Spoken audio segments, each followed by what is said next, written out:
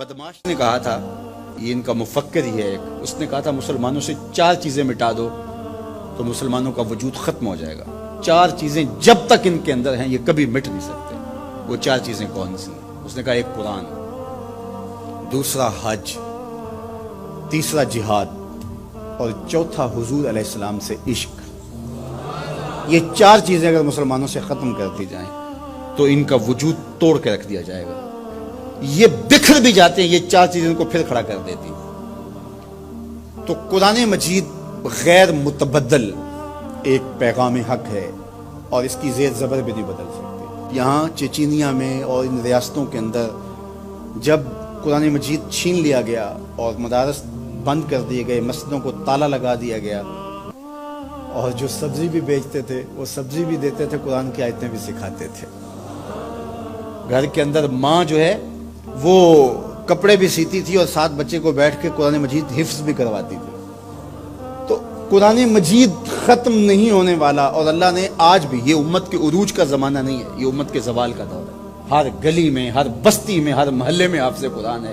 یہ امت کے زوال کے زمانے کی کہانی ہے، اور جب امت عروج پہ ہوگی پھر کیا عالم ہوتا ہوگا۔ قرآن اس امت کی زندگی ہے، اس امت کی حیات ہے۔ لادینی قوتیں یہ سمجھتی ہیں کہ قرآن کو ان سے چھین لیا جائے۔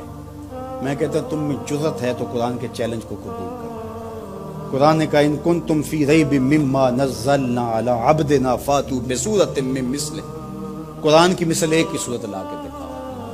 کھربوں ڈالر تم نے خرچ کیے نا، تم نے جگہ جگہ غدار خریدے ہوئے ہیں اور ان غداروں کو تم کروڑوں پیسے دیتے ہو، تو تم اتنے پیسے کیوں لگاتے ہو؟ پیدائشی عیسائی اور یہودی عرب ہیں، عربیون نسل ہیں مختلف بلاد عرب میں، ان کو جمع کرو، اور وہ بڑے بڑے شاعر و ادیب بھی ہیں، ان کو بلاؤ جا کے، ان کو کہو کہ یہ 3 آیتوں کی ایک صورت لکھی ہے، ہم تمہیں اتنے کروڑ ڈالر دیں گے۔ لیکن تیرے سامنے یوں دبے لچے فصحا عرب کے بڑے بڑے، کوئی جانے کے منہ میں زبان نہیں بلکہ جسم میں جان۔ قرآن کی مثل نہیں لا سکے، اور قرآن کہتا ہے فَإِن لَمْ تَفْعَلُوا وَلَن تَفْعَلُوا، اگر نہیں لا سکے تو کبھی بھی نہیں لا سکو گے۔ یہ قرآن کا چیلنج ہے، اور یہ کسی بند کمرے میں نہیں دیا، یہ کھلی کتاب میں چیلنج آج بھی موجود ہے۔ جو وکیل بحث نہ کر سکے وہ گالیاں دینا شروع کر دیتا ہے۔ پر پنچایت میں آپ نے بھی دیکھا ہوگا کہ جو جھوٹا پڑ رہا ہو وہ آگے سے گالیاں دینا شروع کر، لڑائی شروع کر دیتا ہے۔ یہ جو ناروے میں واقعہ ہوا ہے، یہ جھوٹے لوگ ہیں۔ اگر تمہارے میں ہمت ہوتی، تمہارے میں دم ہوتا تو قرآن کی مثل لاؤ نا، 3 آیتیں لاؤ۔ لیکن یہ آگ لگانے کا مطلب کیا ہے؟ آگ لگانے کا مطلب کہ تم اپنی شکست تسلیم کر رہے ہو کہ ہم اس کتاب کا مقابلہ نہیں کر سکتے، اس لیے گندگی اور غلاظت پہ اتر آئے ہو اور قرآن مجید کے نسخے کو آگ لگانا جانتے ہو۔ اور میاں تم کسی نسخے کو تو آگ لگا لو گے، لیکن جو روحوں پہ لکھا ہوا ہے اس کو آگ کیسے لگاؤ گے؟ اور علماء نے کہا ہے کہ جب قرآن مجید کو کوئی آگ لگائے یا اس کو پھینک دے تو وہ لفظ پھینکتا ہے، نور اڑ جاتا ہے اس کا۔ قرآن اللہ کی کتاب ہے، اللہ اس کی حفاظت کرتا ہے۔ تو یہ بات ذہن میں رکھیے، یہ شکست خوردہ ذہن کی علامت ہے کہ یہ جو کچھ کیا گیا ہے یہ بالکل نکھٹو قسم کے، یہ ہارے ہوئے شکست خوردہ لوگوں کا مزاج ہے کہ وہ کتاب کو آگ لگا رہے ہیں۔ میاں یہ کیا بات ہوئی؟ دنیا کی کسی بھی تہذیب میں ایسا ہوا ہے؟ کوئی بھی دانشور ایسا کرتا ہے؟ تمہارے میں دم ہے، جرأت ہے تو اس کتاب کا مقابلہ کر کے دکھاؤ، اور تم نہیں کر سکتے اور کبھی بھی نہیں کر سکتے۔ اور یہ قرآن کا چیلنج 14 صدیوں سے موجود ہے۔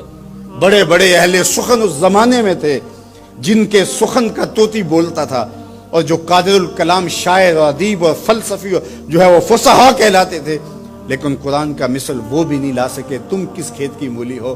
تو قرآن کل بھی چمکتا تھا، قرآن آج بھی چمکتا ہے، اور قرآن کے اجالے اور قرآن کی روشنیاں باقی رہیں گی۔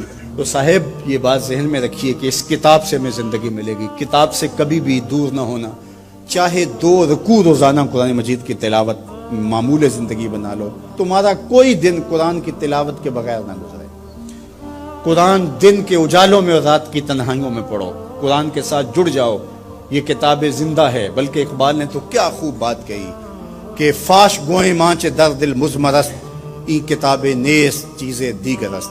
اقبال کہتا ہے میں کھل کے نہ کہہ دوں جو میرے سینے میں چھپا ہے، یہ کتاب نہیں، یہ کوئی اور ہی شے ہے۔ یہ اللہ کی وہ لٹکتی ہوئی رسی ہے جس کا ایک سرا تمہارے ہاتھ میں ہے، دوسرا سرا اللہ کے دست قدرت میں ہے۔ اس کتاب سے جڑ جاؤ۔